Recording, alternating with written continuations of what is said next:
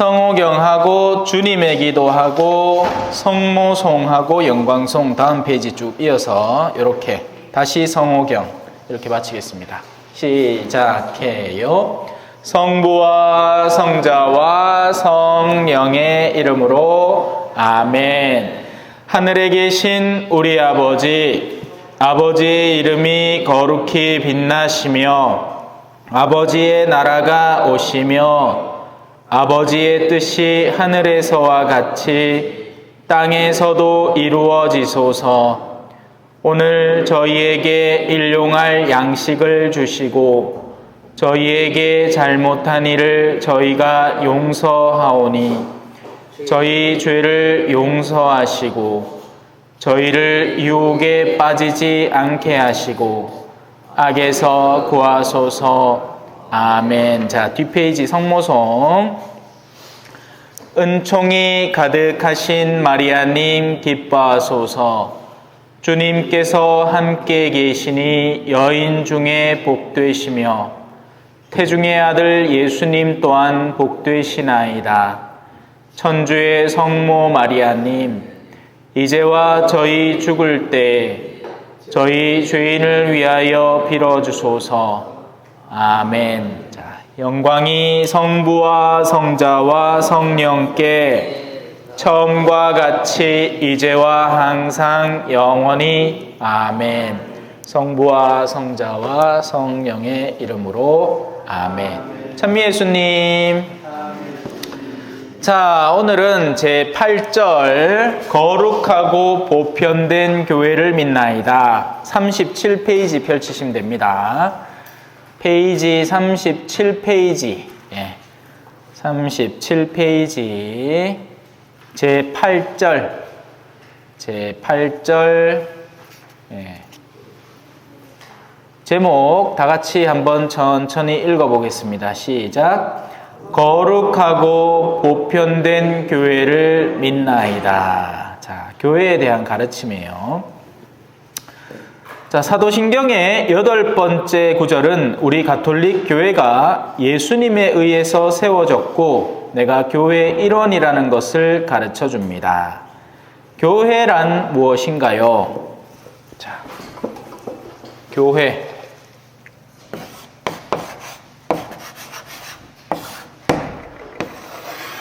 사람들의 모임을 말합니다. 하느님을 믿는 이들의 모임을 말하죠. 그래서 우리는 천주교회라고 흔히 알려져 있습니다. 하늘의 주인, 하늘에 계신 우리 아버지를 믿는 교회죠. 그래서 이 천주교가 소위 말하는 가톨릭은 당연히 외래어겠죠. 이 가톨릭의 의미는 보편되다.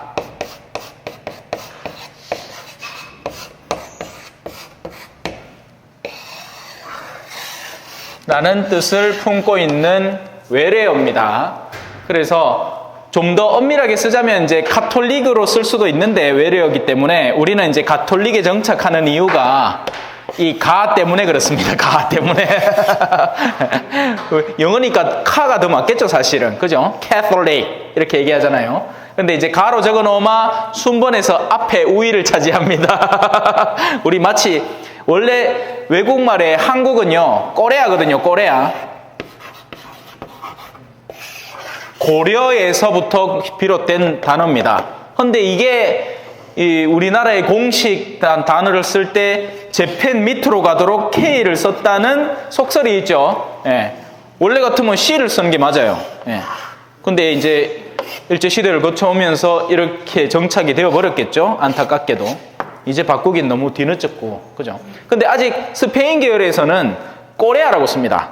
C를 써요. 예, K가 아니라. 자, 여튼 그거는 뭐 중요한 건 아니고. 이 가톨릭, 보편되다라는 뜻의 의미로 가톨릭 교회다. 근데 우리는 이제 천주교회다라고 쓰죠.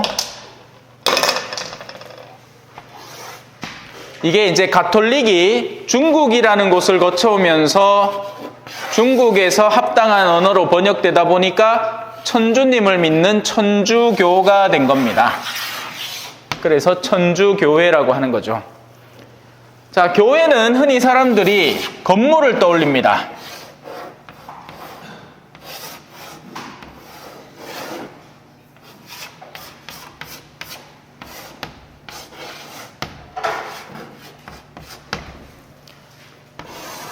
하지만 교회는 건물이 아니에요. 교회는 사람들이 구성원이 모인 공동체가 교회입니다. 하느님을 믿는 사람들이 둘이나 셋 이상 모였을 때 교회가 되는 거예요. 내 이름으로 모인 둘이나 셋이 이상 모인 곳에는 나도 너희와 함께 있겠다라고 예수님이 성경에서 가르쳐 주셨습니다. 그래서 건물은 뒤늦게 이제 교회가 형성되고 나면 필요에 의해서 생겨나는 거죠. 그래서 더 큰 필요가 있는 곳에는 더 큰 건물을, 작은 필요가 있는 곳에는 작은 건물을 가지는 겁니다.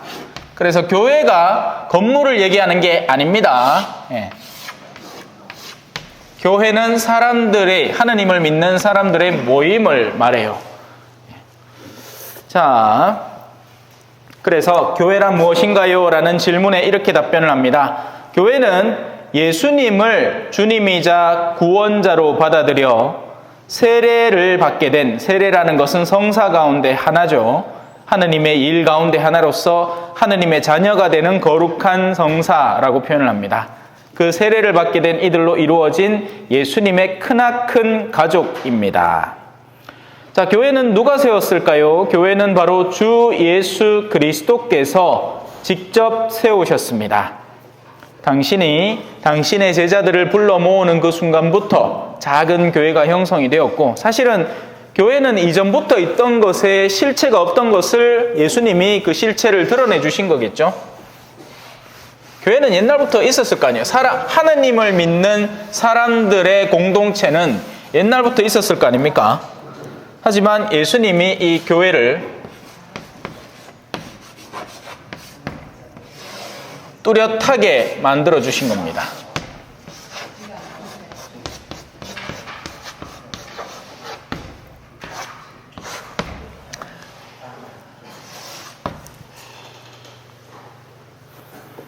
자, 예수님은 그럼 언제 교회를 세우셨나요? 예수님께서는 한순간에 뻥 하고 교회를 만든 게 아니라 오랜 과정을 통해서 거치면서 교회를 세우셨습니다.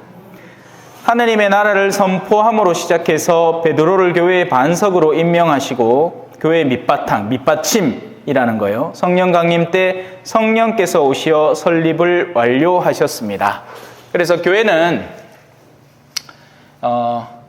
가시적 교회가 있을 것이고, 이 비가시적 교회가 있을 거예요.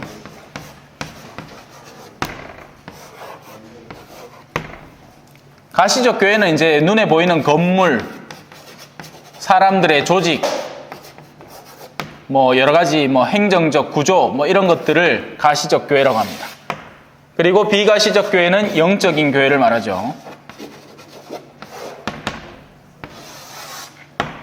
이 모든 것이 혼연일체가 되어 있는 거예요. 그래서 교회 안에는 하느님께 충실한 이들의 교회도 있고, 가시적인 것에 매달려 있는 이들도 함께 섞여 있습니다. 우리 정식 형님 오신다. 아이고, 오래간만입니다. 아이고, 반갑네. 오늘은 또 시간이 됐는 모양이다. 예, 간만에 보이면 세배로 반갑다. 잘 오셨어요? 예. 그래, 시간 날 때 의하다 오시소. 예. 자, 그래서 우리는 이 교회 안에 몸담고 있죠. 지금 우리가 들어서 있는 곳, 우리는 교회 안에 들어서 있겠지만 오히려 이 영적인 의미로서 더 우리 교회 안에 들어있다라고 보시면 됩니다. 마음이 있으니 기회가 될 때 오시는 우리 형제님 맨키로, 그죠? 마음이 먼저 가 있는 겁니다. 그죠? 그래서 지금 여러분들이 만약에 갑자기 무슨 일을 당해서 죽잖아요. 그러면 그리스도교적 장례가 있거든요. 지금 다가오는 목요일에 이제 장례 미사가 예정돼 있어요. 얼마 전에 한 분이 돌아가셨거든. 사람이 이제 죽을 때가 돼서 받는 성사 여러 개 여러분 한 번쯤 들어보셨겠지만, 여러분들이 지금 받으려고 준비하는 건 세례성사고, 그 가운데는 이제 아픈 환자가 받는 성사가 있습니다. 그걸 병자성사라고 해요. 이 병자성사를 옛날에는 죽을 때 받는다 해서 종부성사라고도 불렀습니다. 근데 이제 요즘은 이 말을 안 써요. 아픈 사람이 받는 성사입니다. 그래서 병자성사를 받고 세례는 여러분들도 세례를 줄 수 있습니다. 세례는 사제만 주는 게 아니라 신앙인들이 모두 세례를 줄 수 있어요. 그래서 그 사제로부터 정식으로 모든 예식들을 다 더해서 충만히 받는 세례를 세례성사라고 하고, 여러분들이 사람들에게 줄 수 있는 세례를 통칭해서 대신 세례를 준다 해서 대세라고 합니다. 깨끗한 물을 들고 나는 성부와 성자와 성령의 이름으로 누구누구에게 세례를 줍니다. 이렇게 하면 대세를 줄 수 있습니다. 죽을 위험에 놓인 환자를 대상으로 여러분들이 급할 때 할 수 있는 일인 거죠. 일반적으로 안 일어나겠죠. 하지만 얼마 전에 일어났습니다. 중환자실에 계속 누워있는 아버지, 나올 수도 없고 내가 들어갈 수도 없고 코로나 상황에서 그래도 딸이 중환자실에 면회실에 있다가 오야다 한번 들어갔을 때 대세를 이제 주신 거예요. 평소부터 의사를 확인해야 됩니다. 그냥 아무나 닥치고 주는 게 아니에요, 절대. 그러면 중환자실에 가다가 물 찍찍 뿌리고 세례 좁으면 될까? 그렇게는 안 됩니다. 옛날에 군대에서 농담처럼 야, 비어있긴 너가 다 세례 받았다. 이거 안 됩니다. 이런 식으로 안 돼요. 조금이라도 영적으로 하느님께 깨어있고 창조된 분에 대한 감각이 살아있는, 평소에도 그러니까 이렇게 한 번이라도, 그죠? 우리 요 형제님 중간에 일 때문에 못 나오셨지만 항상 나오고 싶은 마음이 이제 있는 거죠. 그런 사람이 확인될 때 죽음의 위험 앞에서 이제 대세를 줄 수 있습니다. 여하튼 그렇게 하면 병자성사를 받게 돼요. 사제에게 청할 수 있단 말입니다. 죽음의 위험을 앞에 두고. 그래서 제가 지난 주일날 낮에 갔죠. 그 한창 바쁠 때. 이번에는 참 바빴거든요. 미사가 막 오전에 2대, 저녁에 1대, 그 사이에 이제 또 뭐 누구 만나고 막 한다. 하여튼 갔어. 그러고 나서 이제 지금 돌아가셔서 이제 목요일날 오전에 미사를 하게 되는데, 그리스도인은 장례 예식이 있습니다. 아주 엄정하게 하느님께 이 영혼을 들어 바치는 그 예식, 그걸 이제 장례 예절이라고 하죠. 미사가 뭔지는, 그죠? 성체성사를 미사라고 하죠. 사람 죽었을 때 마지막으로 떠나보내는 미사를 장례 미사라고 합니다. 여러분들은 지금 예비자지만 만약에 여러분들 가운데 무슨 일이 갑자기 생긴다. 그럼 평소에 항상 하느님의 교회에 일치하려는 그 영적 갈망으로 인해서 이 비가시적인 결속력 때문에 장례 미사에서 제외되지 않습니다. 예식을 드려줄 수 있어요. 얼마든지. 그래서 교회는 겉으로 보이는 것도 교회나 그 겉으로 보이는 것보다 훨씬 더 중요한 것은 내면에서 일어나는 영적 교회의 현실인 거죠. 자, 예수님께서는 언제 교회를 세우셨나요? 오랜 과정을 거쳐서 세우셨다고 했습니다. 그죠? 그리고 보통은 이 마지막 성령 강림 때, 우리가 지난 시간에 성령을 배웠지 않습니까? 성부와 성자와 성령. 성부는 창조주 아버지이시고, 그래서 성부가 누구냐 하면 흰 수염 달린 할아버지 떠올리면 됩니다. 그죠? 성부에 대한 이미지가 그 비슷해. 아버지께. 그리고 고맙습니다. 성자하면 누구냐? 예수님 떠올리면 됩니다. 저 뒤에 그림의 가운데 안겨 계시는 분. 그 안고 있는 분은 성모님, 어머님이시고. 그죠? 그래서 성부와 성자는 알겠어. 근데 성령이라는 것은 좀 애매하기 때문에 지난 시간에 제가 영혼에 대해서 설명을 하고, 그 영혼 가운데에서 하느님에게서부터 발하시는 영혼, 그걸 성령, 아버지의 영이다. 그래서 우리의 영혼은 영적 진료 면에서는 마치 귀가 소리를 듣고 눈이 시각을 바라보는 것처럼 우리의 내면 속에는 영혼이 있기 때문에 하느님으로부터 오는 영적인 분을 우리 안에 받아들일 수 있다. 그게 성령을 받는다라는 이야기가 된다는 것이죠.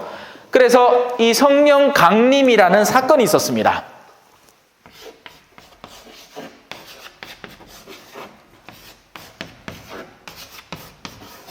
내려오셔서 다가오신다, 임하신다. 그래서 임하심을 기다린다 해서 대림이라고 하는 겁니다. 대림. 예. 지금 시기가 대림 시기를 거쳐서 거룩한 탄생의 시기인 성탄 시기를 살고 있고요. 우리는 이제 다가오심을 기다리는 거죠. 성령께서 한순간에 제자들에게 내려오셨던 날이 있습니다. 예수님의 부활 들어보셨죠? 부활. 예수님께서는 죽으셨다가 이제 사흘 만에 부활하시고 3일째 되는 날. 그래서 금, 토, 일 부활하시고, 그리고 부활하신 뒤에 50일이 지난 뒤에 제자들에게 성령 강림 사건이 일어납니다. 이 성령이 내려오시니까 지금 여러분들 속에도 영혼이 있습니다. 영혼. 그리고 그 영혼의 상태에 따라서 사람은 서로 다른 활동을 합니다. 제가 영혼을 설명을 하면서 위로 올라가는 방향과 아래로 내려가는 방향이 있다 말씀을 드렸죠. 위로 올라가는 것은 선이다. 아래는 뭐죠? 그러면 악이죠. 예. 그래서 인간은 가장 기초적으로 이 구분점을 사이에 두고 사실은 많이 왔다 갔다 하기도 합니다. 착한 사람도 어떨 때는 악의 유혹에 빠질 때가 있어요. 하지만 그러다가 다시 돌아와서 선의 길을 가고요. 악한 사람도 선하고 싶을 때가 있습니다. 악한 사람도 선을 향해서 잠깐 올라왔다가 다시 자신의 악습을 유지하기도 하는 겁니다. 마누에 미친 듯이 패다가 아이고 니도 아프겠다 하고 잠깐 쉬줄 때도 있단 말이라. 근데 그 다음날 또 성질나면 패고 앉았단 말이죠. 이거는 이제 악한 사람이 잠깐 선이라는 것에 눈 뜰 때가 있는 거죠. 그래서 악인들의 집에도 지는 강아지는 또 이뻐해. 지는 삶은 개떡으로 사는데 지 강아지는 또 역시 이뻐합니다. 그런 선의 면모가 잠깐 보일 때가 있습니다. 선인도 왜하다가 성질 디기나마 막 쌍욕을 막 내려박을 때가 있겠죠. 저도 제가 남미에서 볼리비아에서 한번 그런 적이 있었어요. 제가 평소에 화를 거의 안 냈습니다. 근데 그날은 제가 진짜 화가 났어요. 혼인미사를 하러 왔는데 그 동네 사람들은 뭐 30분 늦는 건 일도 아닙니다. 옛날에 우리 코리아 타임 있었잖아요. 코리아 타임. 알죠? 그게 무슨 말인지. 기본 뭐 한 30분, 10분 늦고 그때 그럴 수밖에 없는 게 교통이 편하지를 않았단 말이에요. 시계도 흔하지를 않았단 말입니다. 그러니 약속 시간을 잡아갖고 가는데 도착해보면 뭐 버스 밀리고 막 걷는다고 열심히 걸어도 한 10분, 15분은 기본 봐주고 넘어가는 거예요. 그걸 이제 코리아 타임이라고 하는데 볼리비아라는 남미라는 동네는 이게 훨씬 더 긴 겁니다. 어느 정도냐? 한 2시간, 3시간도 막 가는 거예요. 그러니까 내 본당에 이제 벌금을 했지. 이걸 이제 물따라고 합니다. 물따. 벌금을 매기갖고 200 볼리비아노를 이 정도만 이제 적은 돈은 아닌 거죠. 7 볼리비아노가 1달러니까 이거는 한 3만 원쯤 되겠다. 우리나라 3만 원이면 뭐 우리나라도 크게 적은 돈은 아니지만서도 뭐 얼마든지 낼 수는 있지만 그 동네 사람들은 이제 월급이 한 20만 원쯤 되니까 적지 않은 돈을 벌금을 내놓은 거예요. 근데 이 사람들이 늦었어. 그래 벌금을 내야 할 입장에 벌금을 이제 미리 받아놓고 미리 200 볼리비아노를 내놓고 그리고 늦으면 이걸 안 주는 겁니다. 그러니까 이제 혼배 미사가 끝났어. 하객들이 내한테 와가 돈 내놓으라 하는 거예요. 우리 동네에서는 이게 정상이다. 내놔라.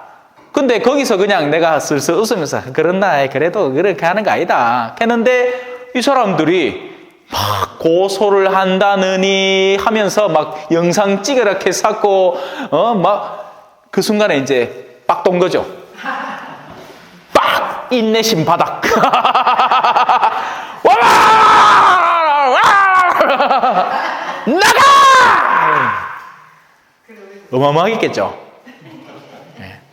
그래서 성질 막 이빨이 내니까 그 사람들은 약강이거든요. 강한 자 앞에서는 깨갱이고 만만하다 싶으면 이제 막 다가오고 이러니까.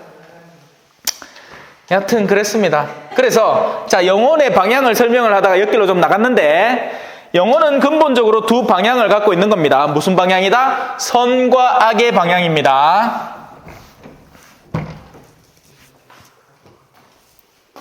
그래서 이 영적인 면에 우리는 항상 좌우되고 있는 삶을 사는 겁니다. 성령을 받는 사람은 자기가 이해하지 못하는 선의 방향까지도 할 수 있는 능력을 얻게 돼요. 사실 많은 것들은 영혼에서 비롯합니다. 영혼이 힘이 있을 때 정신도 힘이 생기고 심지어는 육체까지도 보존돼요. 운동이라는 것은 어디서 비롯되는 활동이죠? 뭔가 내가 나를 개선시켜야 되겠다 하는 사람이 하는 활동입니다. 근데 그 개선점이 이제 자기의 이기적인 욕구를 기반으로 해서도, 그러니까 여자를 더 많이 꼬시고 싶다, 그러기 위해서 필요한 몸매다, 이렇게 해서 갈 수도 있지만, 통상적으로는 이제 선을, 왜냐하면 운동은 인내가 엄청 필요하잖아요. 그래서 통상적으로는 선을 기반으로 해서 꾸준한 인내를 통해 이 건강을 회복해 나가는 활동을 하는 거죠. 그래서 건강 역시도 사실은 선과 악에서 크게 벗어나 있지는 않은 겁니다. 자신의 몸을 지나치게 막 다루는 사람은 이 자기에게 악을 가한 것에 책임을 지도록 돼 있어요. 그래서 우리는 건강하게 살도록 노력해야 됩니다. 좋은 음식을 챙겨 먹고, 자기 밤늦게 지나치게 기름진 안주에다가 하고 하면 우리 자신을 그릇되이 다룬 책임을 지게 되어 있습니다. 그래서 우리는 성령의 능력을 통해서 선을 실행할 수도 있단 말이죠. 오순절에 내려온 것이 바로 이 거룩한 영, 성령입니다. 제가 조금 더 설명을 드린 건 우리 지난번에 안 오신 분이 계셔서 성령의 영혼이라는 것, 그죠? 그 영혼의 방향성이라는 것, 그 가운데 선의 방향으로 우리를 이끌 능력을 가지고 계신 분이 성령이라는 것. 그래서 그 성령이 내려오신 순간이 있었습니다. 내려오자 어떻게 되느냐? 자기에게 어떤 능력들이 발현됩니다. 마치 프리즘이라고 들어보셨죠? 빛을 이렇게 삼각형으로 된 유리관에다가 딱 통과를 시키면 이렇게 퍼져나가면서 오만 가지 빛들이 다채롭게 형성이 됩니다. 기왕 색깔이 있으니 빨주노초 파란색은 없다. 여하튼 이렇게 다양한 색깔이 나오죠. 이걸 이제 프리즘이라고 합니다. 그죠? 인간의 영혼 속에 빛이 들어오면 인간은 자신이 갖고 있는 고유한 영역을 통해서 그 빛을 방출하기 시작합니다. 선한 의지를 갖고 있는 사람은, 내가 만약에 빵 만드는 사람이다, 그러면 빵을 선한 방향으로 만들어내기 시작해요. 내가 말을 잘하는 사람이다, 그러면 이 말이라는 수단을 통해서 선을 이루어갑니다. 그래서 성령께서 오시니 어떤 일이 벌어졌느냐? 그때 당시에 모여있던 제자들이 저마다의 나라의 말로 사람들이 다 이해할 수 있는 수준으로 하느님의 위대한 업적을 이야기하기 시작한 겁니다. 그리고는 열정이라는 것이 생겨난 거죠.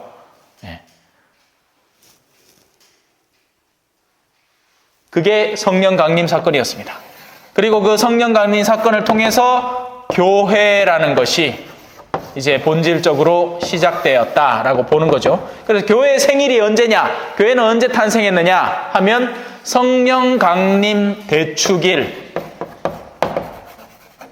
지난번에 신자들의 의무하면서 이제 대축일 이야기를 했죠. 성령 강림 대축일은 의무 대축일은 아닙니다만 주일에 속하기 때문에 당연히 미사 와야 되는 거고, 그만큼 또 중요한 하루의 날이기도 합니다. 자, 교회가 어떻게 생겼느냐? 가운데에서 당연히 오랜 기간을 거쳐서 꾸준히 형성되어 온 거죠. 교회가 어디 단숨에 우뚝 서는 아스팔트로 만든 무슨 건물이 아니고 서서히 이룩되어서 완성점에 이르는 교회를 연상하시면 됩니다. 하지만 그 가운데 가장 중점적인 역할을 한 순간이 성령 강림 대축일이다. 성령 강림의 순간을 통해서 교회가 이제 뚜렷하게 모습을 드러낸 거죠. 하지만 교회는 이전부터 인류가 창조되던 순간 하느님이라는 분과의 연계관계를 맺는 순간부터 교회는 시작된 거나 다름이 없죠. 그리고 지금까지 이어져 오고 있는 겁니다. 자, 교회는 그래서 공식적으로 언제 탄생하였나요? 오순절 성령 강림날에 교회가 공식적으로 태어났다고 할 수 있습니다. 2000년 전에 성령께서 사도들과 동정마리아에게 불의 모양으로 내려오셨을 때입니다. 당시에 이제 사도들에게 내려온 성령의 모습은 예전에는 예수님께 내려온 성령의 모습은 비둘기였죠. 그래서 비둘기의 모습이라고 흔히 표현을 합니다만 성령 강림 때에는 불혀 모양으로 내려오셨다고 해요. 이게 다 성경에 나와 있는 표현들입니다. 자, 예수님께서 세우신 교회는 어떤 특징이 있나요? 이제 이거를 본격적으로 배워야 됩니다. 예수님께서 세우신 교회는 4가지 커다란 특징이 고맙습니다. 4가지 커다란 특징이 있습니다. 일단 있는 거 다 쓸랍니다. 저는 하나이고 only one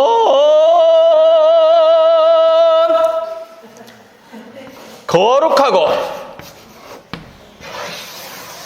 성스럽다.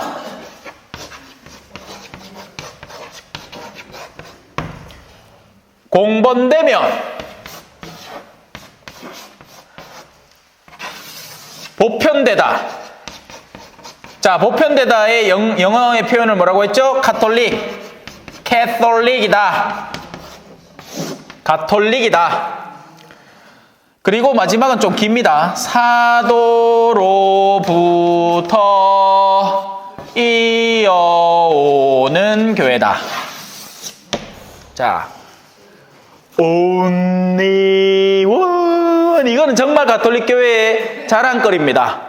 그래서 제가 남미, 지구 완전 반대쪽 이역만리 땅에 가서도 사제생활을 유지하고 신앙을 선포할 수 있고 사람들과 모여서 미사를 드릴 수 있는 이유는 우리 가톨릭 교회가 하나이기 때문에 그렇습니다. 그러면 이게 아닌 교회가 있죠. 뭡니까? 개신교입니다. 그죠? 흔히 자신들의 입지를 구축하기 위해서 하나인 우리 가톨릭 교회와 대척점을 세우고 흔히 우리를 비난하고 반박하는 교회입니다. 너거는 성모님 믿는 교회 아이가, 너거는 성상을 만들어 놓고 그래 생쇼를 했었노. 근데 문제가 있습니다. 개신교는 프로테스탄트라고 표현을 하죠. 저항하다, 반항하다 라는 뜻입니다. 프로테스트, 저항하다, 반항하다라는 뜻이에요. 무슨 말입니까? 같은 교회가 예수님이 세운 교회로부터 쭈르르르르르 이어져 오다가 하나, 예수님으로부터 쭉 이어져 오다가 갑자기 중간에 이제 루터라는 인물이 야, 너그 교회는 너무 어둠이 많다. 나는 새로 깔끔하게 새 교회 시작할란다. 거기서부터 흔히 우리가 알고 있기를 이제 95개조의 반박문이니 이게 역사책에 나오는 단어들입니다. 그때 당시 가톨릭 교회가 이제 욕심을 좀 내긴 했어요. 예를 들어서 어떤 큰 성전을 짓기 위해서 그 성전을 짓는 금액을 충당하기 위해서 사람들에게 전대사, 자, 이거 역사를 조금만 이야기하고 넘어갈게요. 전대사. 이 표현이 정확한 표현입니다. 좀 지우고 갑시다.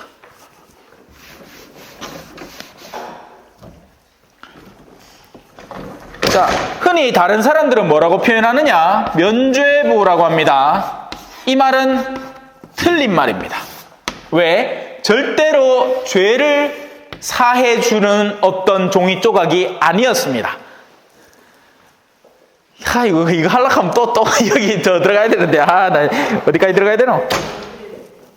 자, 그래, 설명합시다. 자, 인간은 아까 선과 악의 방향이 있다고 했죠. 그래서 자신의 자유로 악을 선택할 때 그걸 죄라고 부릅니다. 죄를 지었다. 우리가 양심의 가책을 느끼는 부분이 바로 이 죄에 대한 거죠. 죄책감이라고 합니다. 죄책감.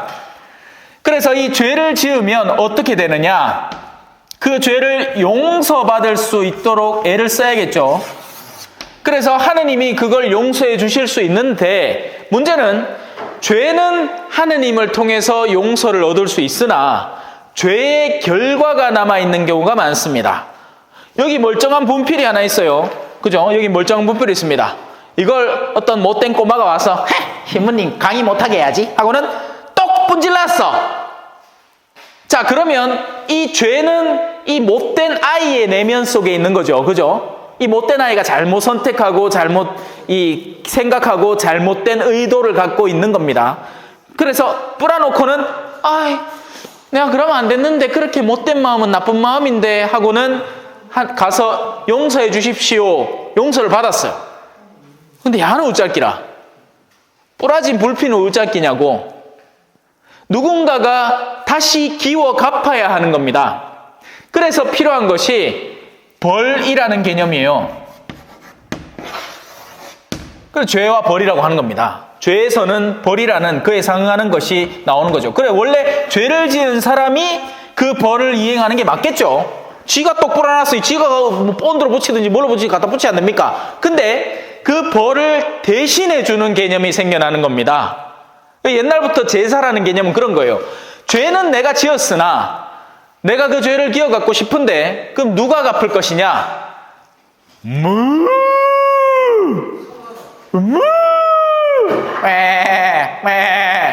아들이 오는 게 나도 있어 제가 할게. 그래, 그 아들을 데리고 와갖고 이 죄를 갚기 위해서 너희가 대신 죽어라. 대속이라고 표현합니다. 대속. 그래서 이 대신 죄를 용서받는다. 어떤 계기와 어떤 일을 통해서 원래는 나의 죄에 상응하는 벌이 있는데 이 벌을 대신 없애준다. 그걸 이제 대사라고 하면 대신 용서하다. 근데 그 대사 가운데에서도 우리가 왜 갖다 싸질러 놓은 똥들이 많을 거 아닙니까? 어디 뭐 똥을 크게 한 방 뿌다다다다다닥 싸놓고는 나는 이 똥 내 전생애를 들어서 공들여 싸놓은 똥입니다. 이런 사람 없잖아요. 살다 보면 여기도 뽀지직 저기도 뽀지직 뭐 강의하다가 뭐 속이 갑자기 아픈데 물똥이 뽀직 뭐 오만 상황들이 다 있는 거예요. 그래서 그 모든 것들을 용서해 주는 것을 전대사라는 기회로 표현을 하는 겁니다. 이 대사를 이행하는 대사의 증서, 그걸 대사부라고 하는 거죠. 성전을 짓기 위해서 사람들에게 어떤 은총의 경험을 시켜주고 그 은총의 경험을 통해서 이 얻어지는 이득으로 성전 짓는 기금을 마련하는 수단으로 삼았던 겁니다. 근데 이게 너무 심했던 거죠. 그러니 루터가 거기에서 반발을 한 거예요. 그렇게 루터가 반항해서 나 너희 싫어! 이제 계속 규합하고 다시 합치려는 노력을 했으나 끝까지 반항을 해서 떨어져 나간 겁니다. 여기서 어떤 오류가 생겨나느냐? 가톨릭은 이 구부러진 가지들을 또 수정하고 또 수정하고 그렇게 해서 계속 이어져 하나인 교회를 이어져 오고 있는 거죠. 세상에 엇나가지 않는 사람이 누가 있을 것이며 엇나가지 않는 공동체가 어떤 공동체가 있겠습니까? 개신교가 떨어져 나가서 어떻게 됐겠어요? 적어도 엇나가기 시작합니다. 어떤 결과가 일어나요?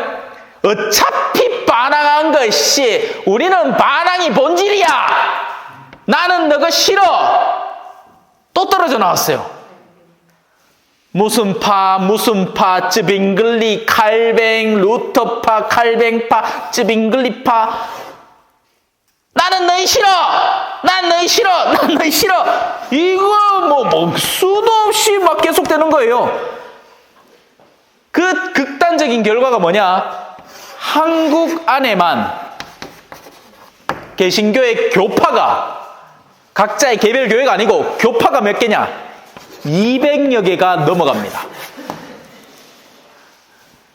근데 마치 개신교가 한 교회인 것처럼 취급을 당하죠? 절대 아닙니다. 그래서 개신교가 우리한테 뭐라고 할 때는 간단하게 한마디만 하면 됩니다. 너거부터 정돈하고 온나. 너거부터 너거 안에 있는 것들 다 정돈하고 그러고 우리하고 이야기를 한번 해보자. 나는 누구하고 얘기해야 될지 모르겠다. 장로교하고 얘기할까? 그러면 침례교에서는 장로교 틀리다 하는데, 그러면 침례교회하고 얘기할까? 그럼 침례교는 또 무슨 교회하고 틀리다 하는데, 그럼 누구하고 얘기해야 되노? 너거부터 정돈해라. 우리는 하나다. 가톨릭 교회는 하나의 교리를 갖추고 있고 한 분의 교황님을 모시고 있고, 교리 체계 모든 것, 전례, 성사, 이 모든 것들이 하나입니다. 그래서 여러분들은 한국 교회를 다니지만 전 세계 교회에 공통된 가톨릭 신앙을 지니고 있는 겁니다. 그게 우리의 자랑거리죠. 제가 유럽 교회 가서 사제 신분증 보여주면서 그럼 무사통 갑니다. 신부님이니까. 그래서 우리 교회는 뭐다? 하나다. 온리원. 자, 두 번째, 거룩하다. 거룩하다는 것은 지금 제 복장 뭔가 다르죠? 목에 이제 이 로만 칼라라고 표현하는 겁니다. 농담처럼 요플레 숟가락이다 라고도 얘기를 하는 플라스틱으로 된 거. 이게 뭐냐? 이제 이게 사제의 정결을, 그리고 로마 가톨릭 교회 사제의 일원이다라는 것을 드러내는 의미로 이름이 로만 칼라라고 합니다. 칼라는 이제 목에 두르는 걸 칼라라고 하잖아요. 그죠? 옷의 칼라다. 근데 이제 이거는 로마 가톨릭 교회 사제의 일원으로서 로만 칼라라고 하는 겁니다. 근데 이제 개신교 목사님이 재밌는 시도를 했죠. 이거를 자기들 특허내려고 했습니다. 그렇게 하다가 이제 무산됐어요.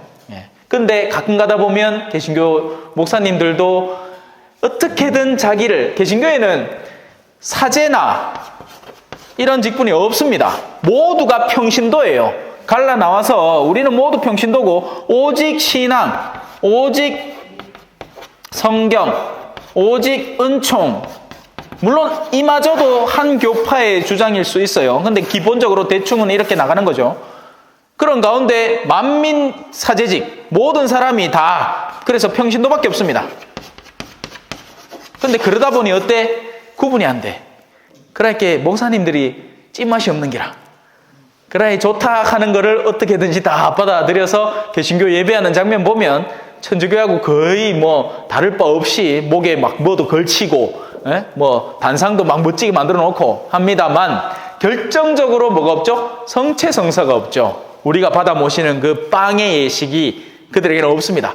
이따 칼깁니다. 성탄 때나 이런 때 의하다가 한번 모여갖고 같이 빵 비슷한 걸 만들어서 성찬의 전례를 흉내내려고 하겠지만, 그들은 절대 그 안에 계신 분이 예수님이라는 것을 믿지는 않죠. 그냥 상징성으로 하는 행동일 뿐인 거지. 자, 근데 우리는 거룩합니다. 거룩하다는 것은 따로 떨어져 놓은, 하느님을 위해서 따로 떨어진 영역을 갖추고 있다라는 의미입니다. 우리가 갖고 있는 교회는 거룩합니다. 근데 자, 여기에서 또 문제가 생깁니다. 그죠? 야, 너 교회 거룩하다며. 근데 저 신자 사는 꼬라지 보이기네 내가 사는 세속성보다 더 세속적인디? 맞습니다.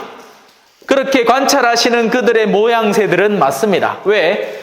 교회의 구성원들은 거룩함을 지향하지만 속세, 세속에 살아가는 이들이기 때문에 그들에게는 약점이 있습니다. 하지만 교회 전체로 지향하는 방향성에서만큼은 항상 하느님께로 향하고 있는 바람직한 거룩함을 내부에 지니고 있습니다. 그래서 교회는 거룩합니다. 교회의 구성원은 그럴 수도 있고 그렇지 않을 수도 있습니다. 그게 현실입니다. 여러분들도 그러면 세례를 받고 나서는 순식간에 내가 달라져가지고 아이고 나 예수님 좋으십니다. 나 이제 성당 안에서만 살랍니다. 가지는 않을 깁니다. 그건 교회는 꾸준히 거룩함을 드러내고 있지만 우리 구성원들의 세속성은 각자의 사람마다 각자의 약점마다 달라질 수 있기 때문에 그렇다는 것. 그래서 그게 한편으로는 위안을 주기도 하죠. 안 하고 무조건 거룩해져야 된다 하면 얼마나 부담스럽겠습니까? 그죠? 그럴 수 없습니다. 네. 그러나 교회는 거룩한가? 라고 물으면 뭐라고 대답하게 되겠어요? 네, 거룩합니다. 교회 전 공동체가 하느님을 지향하는 방향에서는 우리는 꾸준히 거룩함을 지니고 있습니다. 공범되다라는 것은 이 교회가 모든 이에게 보편적인 가르침과 방향을 지향하고 있다는 겁니다. 인간으로 태어나면 누구나 구원이라는, 그리고 그 구원의 정점에는 누가 있습니까? 하느님을 지향하도록 되어 있습니다. 이 점에서 누가 예외로 둘 것인가? 태어나면서 약간의 소아마비가 있어가지고 나는 성당도 못 댕깁니다. 그렇기 때문에 나는 하느님과 상관없이 살랍니다. 이럴 수 없다는 거죠. 인간이면 누구나 보편적으로 공범되게 거룩함과 하느님의 구원에 대한 방향을 지향하도록 되어 있습니다. 그런 의미에서 교회는 보편적입니다. 예외 없이. 여기 모여있는 요 꼬맹이도 지금은 저 신부님이 왜 저렇게 목소리를 높이면서 이야기를 하지? 하고 궁금해 하겠으나 이제 그 내면 깊은 영혼 속에는 거룩함에 대한 근본적인 방향이 지워져 있는 거죠. 그런데 이제 세상을 살면서 어떤 교육을 받느냐에 따라 그 거룩함이 지워져 버릴 수도 있고 사라져 버릴 수도 있는 겁니다. 내 부모가 돈 얘기만 해. 그러면 아가 하느님이고 뭐고 상관 있겠습니까? 돈 빠이 모르겠지. 그죠? 뒤늦게 와서 배울 수도 있고, 저 같은 경우에는 이제 눈 떠보 있긴 해. 내가 신자야. 정신 차려. 왜냐하면 어릴 때부터 유아 세례를 받아버린 거죠. 하지만 착각하지 마세요. 유아 세례를 받았다. 어릴 때부터 세례를 받았다. 그러면 끝나버리느냐? 그의 신앙과 믿음이 절대 그렇지 않습니다. 좀 더 많은 기회를 얻었다 뿐이지 결국에는 성인이 되어가는 과정에서 자신의 신앙을 선택해야 되는 겁니다. 그래서 뒤늦게 세례받았다고 섭섭해할 것도 없어요. 오히려 잘 됐을 수도 있습니다. 온전한 인식을 바탕으로 스스로 분명하게 선택하고 고백할 수 있으니까. 그래서 저는 세례를 주기 전에 여러분들의 굳건한 선택, 그걸 기다립니다. 억지로 주려는 게 아니에요. 정말 내가 받기를 원할 때 그 결심을 온전히 세우고 적어도 시작 단추를 잘 끼워야 됩니다. 그냥 어정쩡하게 때대히 받아야지, 아이고 지금까지 시간이 아깝다, 받아야지가 아니라 내가 무엇을 따르려고 하는지, 나는 정말 하나이고 거룩하고 공범되고 사도로부터 이어오는 교회를 믿고 따르려는 것인지, 정말 성령을 받아들이려고 하고 하느님이라는 분에 대한 믿음을 그래도 최소한 신뢰하고 수용하려는 것인지 선택해야 됩니다. 자, 사도로부터 이어내려온다는 건 예수님이 베드로를 반석이다. 베드로라는 말 자체가 피터, 페트로스라는 말로 바위를 의미합니다. 바위. 그로부터 베드로의 후계자. 그렇게 이어져 내려오는 베드로의 수익권을 이어받은 이들을 우리는 오늘날 무엇이라 부르느냐? 교황님이라고 부릅니다. 지금 교황님의 이름은 프란치스코 교황님이라고 합니다. 그분은 이제 가난이라는 영성을 특별히 더 수용하고 받아들여서 프란치스코 성인이라는 분이 옛날에 계셨어요. 깨째째한 옷 입고 돌아다니던 수도승이었습니다. 그래서 그 성인의 특성은 가난이었고, 지금 교황님은 그 프란치스코 성인의 가난을 이어받아서 당신의 예명을, 그러니까 교황명을 프란치스코로 했죠.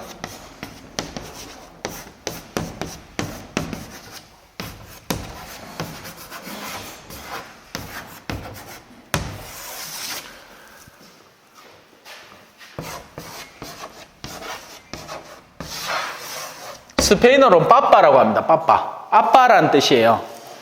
그리고 수도원의 원장님, 수도원의 총원장님을 아빠스라고 부릅니다.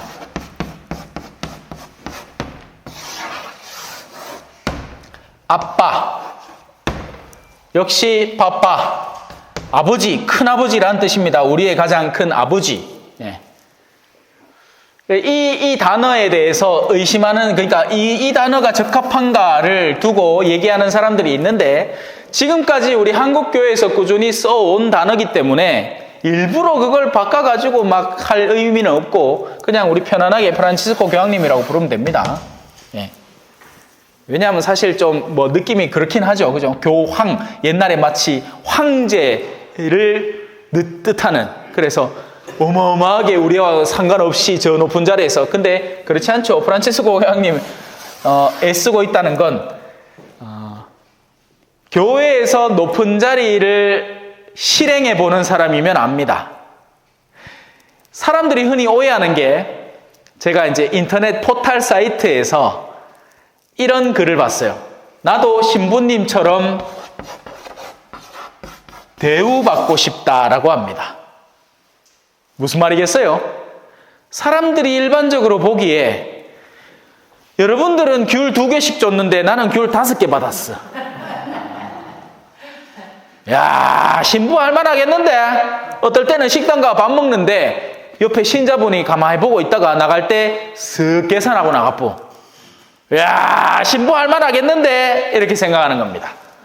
사제생활을 하는 게, 야, 이거 굉장히 세속적으로 어마어마한 대우를 받고 사시는 것 같은데,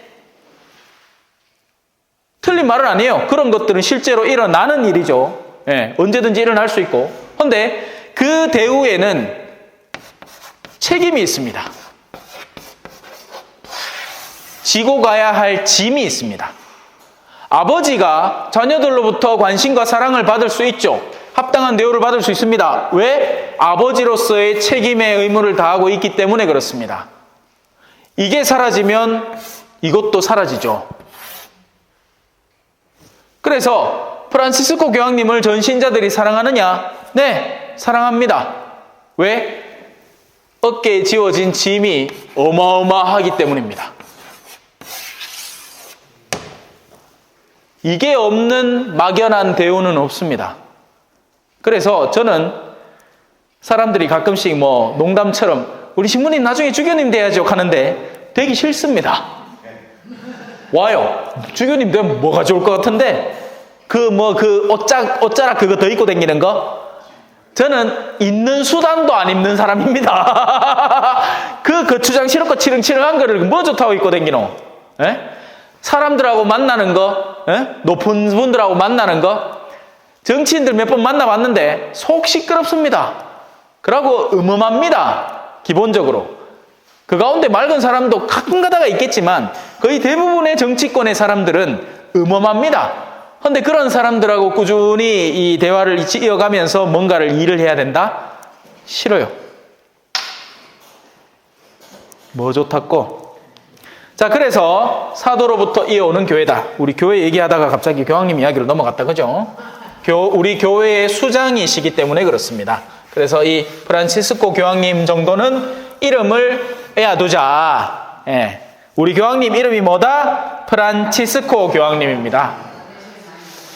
그리고 우리 주교님 이름도 이참에 알려줄게요. 우리 교회는 천주교 대구 큰대자입니다. 교구입니다. 가톨릭 교회는 기본적인 가장 보편 단위가 있을 겁니다. 뭘까요? 본당이라고 생각하시겠지만 아닙니다. 본당은 교구에 귀속된 작은 공동체가 본당입니다. 그래서 교구는 교회들의 교회, 본당들의 집합체인 거죠. 본당. 수도 없이 많은 본당들이 모여있는 곳이 교구입니다. 그래서 이 교구가 가톨릭 교회의 가장 기본적 단위입니다. 이 교구는 여러 개가 있습니다. 안동에는 안동교구, 인천교구, 수원교구, 서울대교구, 부산대교구, 뭐 이런 식으로 뭐 엄청 많습니다. 예, 춘천교구, 대전교구, 뭐 제주교구 등등등등등등. 그래서 교구가 가장 기본적인 단위고, 심지어는 교황님도 바티칸 교구의 교구장님이신 개념인 거죠. 로마 교회의 교구장이신 겁니다. 로마 교회의 교구장. 예. 자, 근데 이 교구들 가운데 안동교구 같은 건 땅덩어리는 큰데 본당수가 적고 사제수도 적습니다. 그래서 그냥 안동은 교구예요. 근데 대구는 어떠냐? 대구는 규모가 많이 큽니다. 그래서 대구에서부터 김천, 구미 쪽으로도 다 대구 교구고, 포항, 경주 쪽으로도 다 대구 교구입니다. 그래서 그걸 이제 대리구, 교구 하나에서 주교님이 다 카바를 쳐내지 못하니까 5개의 대리구로 쪼개놨어요. 그래서 1, 2, 3대리구는 대구 시내로부터 이렇게 쪼개진 교구들입니다. 예. 그래서 1대리구, 2대리구, 3대리구로 해서 쭉쭉쭉 뻗어나가서 시골 지역까지 포함합니다. 지금 우리가 몸담고 있는 이 초전성당은 3대리구입니다. 예, 3대리구는 다사, 이곡, 뭐 등등등등 해서 시내 본당들과 해서 가천, 성주, 초전, 뭐 이런 데까지 다 아우르는 교구입니다. 그리고 나머지 4대리구는 제가 얼마 전까지 있었던 경주, 포항에 있는 본당들을 아우르는 교구고요. 5대리구는 구미, 김천에 있는 본당들을 아우르는 교구입니다. 그래서 우리는 총 5개의 대리구를 갖고 있는 커다란 교구다. 천주교 대구 대교구입니다. 그러면 우리 교구의 수장님은 누구냐?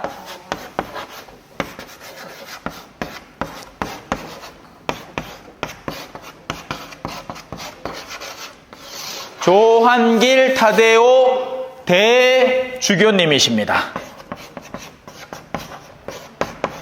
그래서 교황님은 로마의 대주교님이시고, 로마의 대주교, 그리고 우리가 몸담고 있는 천주교 대구 대교구는 조한길 타데오 대주교님이 가장 으뜸 목자이신 거죠. 양들을 돌보는 가장 으뜸 목자입니다. 그럼 저는 뭐냐? 저는 이제 이분들을 주교님이라고 합니다. 저는 사제, 다른 말로 신부라고 하죠. 영혼의 아버지다. 귀신 신자의 아비부자를 써서 신부라고 합니다. 맞아요. 영혼의 아버지이기 때문에 그래요. 저는 사제, 주교님이 허락하는 직분을 맡아서 순명하면서 자신이 맡은 작은 공동체인 초전성당, 초전 가톨릭 교회를 돌보고 있는 주된 임무를 맡은 사제다 해서 주임사제, 주임신부, 마진우 요셉 신부입니다. 말 맞자 맞아요. 마진우 요셉 신부입니다. 그리고 우리 본당은 쪼매나기 때문에 신부가 한 명입니다. 근데 시내 본당 같은 그 엄청 큰 본당에는 이런 주임 신부님을 보좌하는 보좌 신부님들이 있습니다. 통상적으로는 서품을 받고 조금 있다가 이제 1월 9일 날 서품식이 진행이 됩니다. 그렇게 새 사제들이 나면 보좌 신부로 발령을 받습니다. 그리고는 이제 큰 본당의 주임 사제를 보좌해서 어린애들, 이런 꼬맹이들 데리고는 사목을 하는 거죠. 우리 성당은 그렇지 않으니까 원래 같으면 없어야 될 애들이 어떻게 할아버지 할머니들 따라서 댕기고 있습니다. 우리 꼬맹이 맨키로. 그런 아들 끌어모아서 누가 그걸 맡고 있다? 우리 수녀님이 그 직분을 도와주고 계신 거죠. 그래서 수녀님은 파견되는 겁니다. 수녀회에서. 그래서 본당마다 있을 수도 있고 없을 수도 있어요. 있어야만 되는 게 절대 아닙니다. 예. 필요에 의해서 신청해서 없던 본당에 생길 수도 있고, 필요가 더 이상 없어지면 그 파견을 멈출 수도 있고, 지금은 이제 수녀님들도 부족하기 때문에 있는 본당들에서 많이들 빼가는 중입니다. 예. 안 가면 수녀 운영 자체가 안 되기 때문에. 센터에 아무도 없는 거예요. 센터에. 본당에 다 파견 나가 있으면 안 되잖아. 그죠? 본당에 파견 나가 있으면 원래 목적은 성소를 키우는데도 원래 목적이 있습니다. 근데 우리 성당 같으면 어때요? 우리 어르신들 성소를 키우면 뭐 하겠노? 할매들, 그죠? 수녀원 가작할 수도 없는 노릇이고. 그러니까 지금 이제 주일학교를 맡고 있는데 아마 오래 버티지는 못할 것 같아요. 제 생각에는. 그래서 나중에 뭐 무슨 일이 생기더라도 섭섭해할 일은 없어야 됩니다. 수녀원에 성소가 부족하구나. 그럼 누구 탓을 해야 되겠어요? 우리가 자식 교육을 덜 시키가 아들이 성소가 없어졌구나. 누구 탓이다? 우리 탓이다. 내 탓이요. 자, 이제 앉아도 됩니다. 이제 다 됐습니다. 이제. 자, 언제부터 우리는 주님께서 세우신 교회의 구성원이 되나요?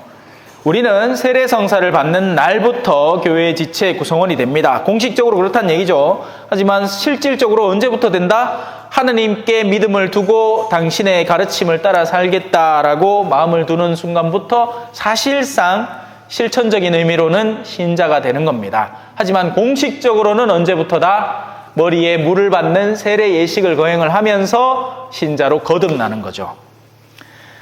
누가 교회를 형성하나요? 세례를 받은 모든 사람이 교회를 형성합니다. 하지만 그 가운데에서 우리는 크게 두 부류를 구분할 수 있습니다. 성직자, 제가 아까 설명드린 주교, 사제, 그리고 부제라는 분들도 계십니다. 그리고 평신도, 수녀님도 평신도입니다. 예, 수도자도 평신도예요. 그렇게 크게 두 개로 뚝 떼놓자면 성직자와 평신도로 큰 두 덩어리를 볼 수 있죠. 직분 자체로 교회에 헌신하도록 되어 있는 이들.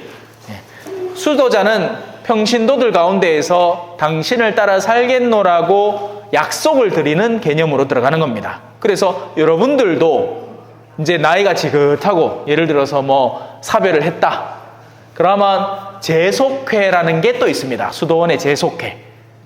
세상에 속한 수도회의 사람으로서 당신들을 위해서 내가 헌신하고 하느님을 위해서 헌신하고 살겠다. 그런 케이스도 있다는 거 정도 들어놓으시면 되겠습니다. 궁금하신 거 있나요? 혹시 뭐 서로 찌르지 말고 뭐 저 뒤에 뭐 한다고? 예? 자, 글쎄요, 열심히 뭐 가르칩니다만 저도 압니다. 뭐 제가 가르치는 게 다 기억에 남을 리도 없고 그냥 한번 들어 놓으시는 거고 꾸준히 나오시면 됩니다. 우리 마종식 형제님은 가능한 시간이 허락되는 동안 나오시는 걸로 제가 얼마든지 세례를 드릴 의향이 있으니까 잘 챙겨만 나오세요. 시간 되고 기회 될 때마다.